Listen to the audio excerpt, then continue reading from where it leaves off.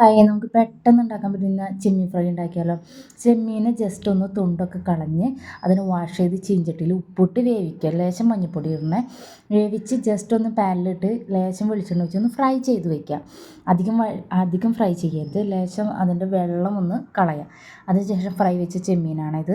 അതിലേക്ക് അതേ പാനിലേക്ക് കുറച്ച് വെളിച്ചെണ്ണ ഒഴിച്ച് 3 സവാള കട്ട് ചെയ്ത് സ്ലൈസ് ചെയ്ത് അരിഞ്ഞ് അതിലേക്ക് വേപ്പിലയും കൂടിയിട്ട് വഴറ്റിയെടുക്കുമ്പോൾ അതിലേക്ക് സവാള ബ്രൗണിഷ് കളർ ആവുന്ന വരെ ഒന്ന് വഴറ്റി കഴിഞ്ഞ് അധികം ബ്രൗൺ ആയത് അതിൻ്റെ പച്ചമുളകൊക്കെ ഒന്ന് മാറിക്കഴിഞ്ഞ് 1/4 ടീസ്പൂൺ മഞ്ഞൾപ്പൊടി ഇടുക.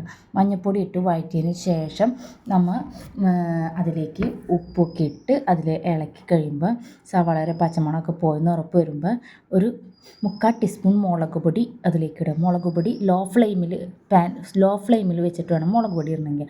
മുളക് പൊടി കരിയാനും പാടില്ല. മുളക് പൊടി മൂത്തതിന് ശേഷം മാത്രമേ ഈ ചെമ്മീനിലേക്ക് വറുത്ത് വെച്ചിരിക്കുന്ന ചെമ്മീൻ അതിലേക്ക് ഇടാൻ പാടുള്ളൂ. മുളക് പൊടിയുടെ ഇത് ഹൈ ഫ്ലെയിമിലിട്ട് കരിഞ്ഞു പോകാണ്ട് നോക്കണം. ഈ ചെമ്മീൻ്റെ പ്രത്യേകത എന്ന് പറയുന്നത് നമ്മൾ വലിയ ചെമ്മീനെക്കാട്ടും ഏറ്റവും കൂടുതൽ ടേസ്റ്റ് ഏതാണ്? ചെറിയ ചെമ്മീനാണ്. അപ്പോൾ ചെറിയ ചെമ്മീൻ തൊണ്ട് കളയാത്ത ടൈപ്പുണ്ട്. ചെറിയ ചെമ്മീനെ നമ്മളെന്താ പറയുക, തെള്ളിച്ചെമ്മീൻ എന്നാണ് പറയുക.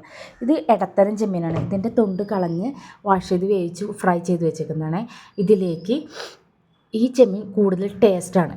അപ്പോൾ ഞങ്ങളുടെ നാട്ടിൽ മാള ചെന്തുരുത്തി പോയി അവിടെയുള്ളൊക്കെ ചെമ്മീൻ വളരെ പുഴയിലത്തെ ചെമ്മീൻ, ആ ചെമ്മീൻ ഭയങ്കര ടേസ്റ്റാണ്. കടൽ ചെമ്മീനെക്കാട്ടും ഏറ്റവും കൂടുതൽ ടേസ്റ്റ് പുഴയിലത്തെ ചെമ്മീനാണ്.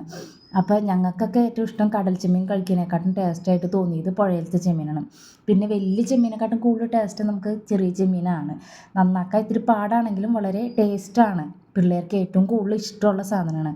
അപ്പം ചെമ്മീനെ നമുക്ക് ഇതിലേക്ക് ഇട്ട് നന്നായി ഇളക്കി അതിലേക്ക് മുളകും ഉപ്പൊക്കെ പിടിച്ച് കഴിഞ്ഞാൽ നമ്മുടെ പെട്ടെന്ന് റെഡിയാവുന്ന ചെമ്മീൻ റെഡി.